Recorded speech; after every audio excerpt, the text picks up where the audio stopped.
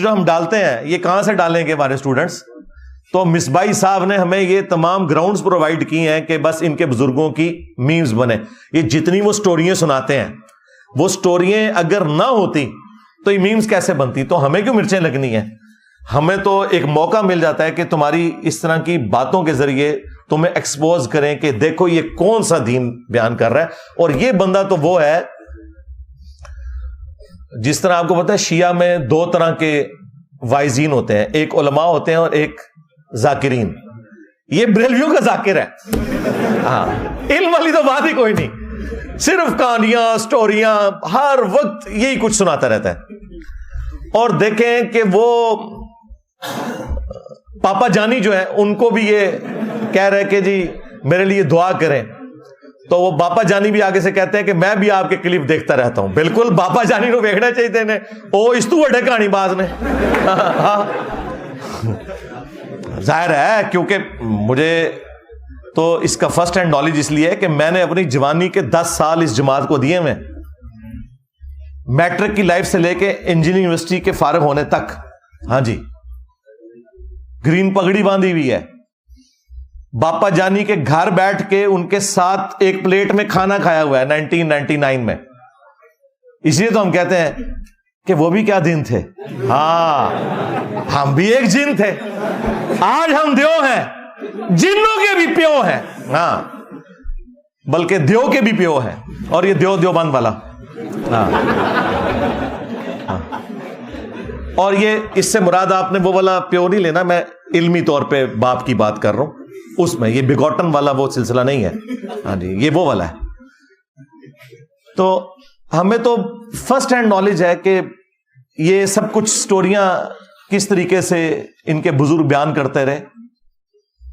میری داڑھی بھی نہیں نکلی تھی تو میں نے یہ ساری تصوف کی بڑی بڑی کتابیں, کیمیاء سعادت, مکاشفۃ القلوب, کشف المحجوب, غنیۃ الطالبین, یہ پڑھ لی ہوئی تھی. تو یہ ساری سٹوریاں اس میں بھی ہم نے پڑھی ہوئی تھی. تو یہ کہنا کہ مجھے کوئی تکلیف ہوتی ہے اس سے, یہ مرچیں لگتی ہیں, نہیں سرکار, مجھے خوشی ہوتی ہے کہ آپ اس طرح کی سٹوریاں بیان کریں تاکہ ہم لوگوں کو بتائیں کہ ان کا دین یہ ہے جس کا کوئی کتاب و سنت سے لینا دینا نہیں ہے. کشف اور کرامات کے نام کے اوپر انہوں نے امت کو دھوکہ دیا ہوا ہے. علمی پوائنٹ نمبر 5, وہ کہتے ہیں کہ انجینئر جو ہے یہ غوث پاک پہ بھونکتا رہتا ہے. نعوذ باللہ من ذالک. میں شیخ عبد القادر جیلانی رحمۃ اللہ علیہ کو رحمۃ اللہ علیہ بھی کہتا ہوں, کبھی ساتھ المتوفا 561 ہجری بولتا ہوں. ان کی کتابوں میں سے ان کو بتاتا ہوں کہ تم 11ویں ان کے نام کی کھا رہے ہو, اور انہوں نے نماز کا طریقہ غنیۃ الطالبین میں رکوع میں جاتے وقت اور رکوع سے اٹھتے وقت رفع الیدین کے ساتھ لکھا ہے. تم اسے کہتے ہو مکھیاں مارنا. تو میں غوث پاک کے اوپر نہیں بھونکتا, بلکہ غوث پاک یا شیخ عبد القادر جیلانی رحمۃ اللہ علیہ کی طرف جو غلط باتیں منسوب ہیں نا, میں ان کے اوپر بات کرتا ہوں کہ یہ کتاب و سنت کے خلاف ہے, یہ شیخ عبد القادر جیلانی رحمۃ اللہ علیہ کی تعلیمات نہیں ہے. آج اگر ہم کرسچنز کو جیزس کرائسٹ عیسیٰ ابن مریم کا صحیح سٹیٹس بتاتے ہیں تو کیا اس کا مقصد حضرت عیسیٰ ابن مریم کی توہین کرنا ہوتا ہے؟ بلکہ یہ بتانا ہوتا ہے کہ وہ اللہ کے پیغمبر تھے, اللہ کے بیٹے نہیں تھے. تو شیخ عبد القادر جیلانی کے نام کے اوپر جو تم نے ڈرامہ بازی کی ہے اور چندے ہتھیائے ہیں, ہم تمہاری عوام کو بتاتے ہیں کہ عبد القادر جیلانی رحمۃ اللہ علیہ کی طرف جو منسوب تمہاری یہ ساری کی ساری چیزیں ہیں یہ بالکل فراڈ کے اوپر مبنی ہے. اس میں شیخ عبد القادر جیلانی کی توہین کہاں سے آ گئی؟ تم نے ان کی توہین کروائی ہے.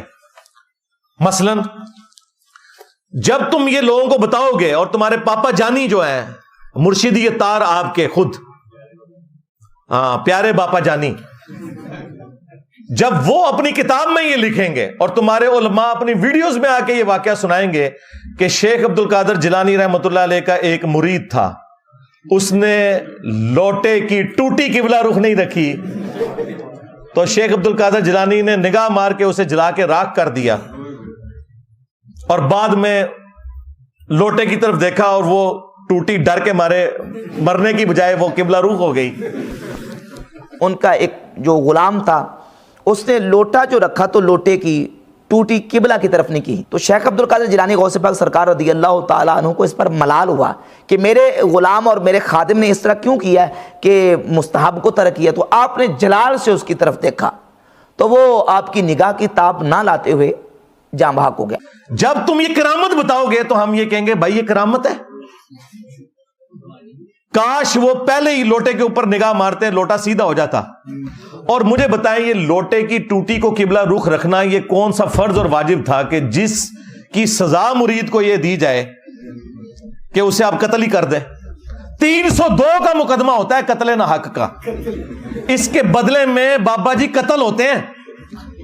تو یہ تو ہم عبد القادر جیلانی رحمۃ اللہ علیہ کو بچا رہے ہیں کہ ان کی طرف جھوٹ منسوب ہے, ورنہ وہ واجب القتل تھے.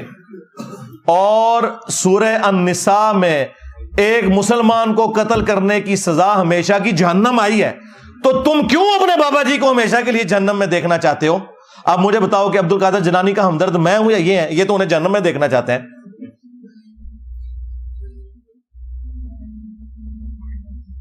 نگاہ مار کے بندہ ساڑ دیا. اور دیکھیں وہ مرید بےچارہ پوری زندگی وضو کرواتا رہا کہ میں اپنا ایمان سلامت لے کے جاؤں گا. وہ بےچارہ اپنے ایمان سے بھی گیا اور بابے کا بھی ایمان ساتھ لے گیا. ہاں, یعنی صرف خود نہیں جہنم میں گیا, بابا بھی لے گیا جہنم میں, اگر یہ بات درست ہے تو یہ تو اپنے بابوں کو خود مروا رہے ہیں. انہیں پتہ نہیں کتنا خطرناک کھیل یہ کھیل رہے ہیں.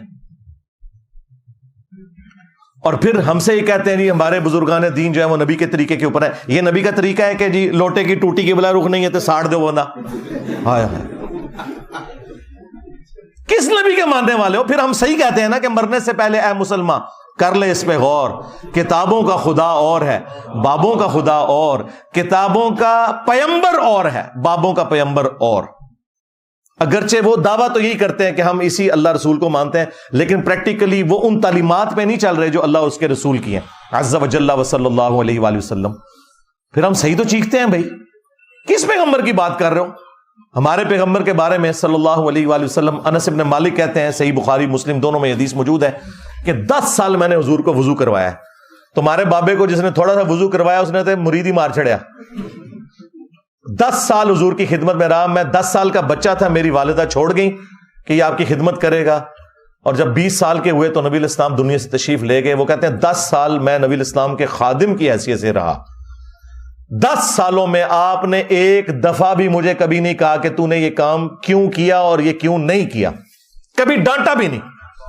میں بچوں میں جا کے کھیلتا تھا, نبی الاسلام نے کام سے بھیجا ہوتا تھا. آپ علیہ السلام نے کبھی میرے اوپر غصہ نہیں کھایا. زیادہ سے زیادہ یہ ہوا ہے کہ باہر آئے اور پیار سے بلایا, 19 میں نے تمہیں کام بھیجا تھا, بس. ڈانٹا نہیں کبھی بھی, کیا کیوں کیسے کبھی کچھ نہیں, بالکل بچوں کی طرح پیار کیا.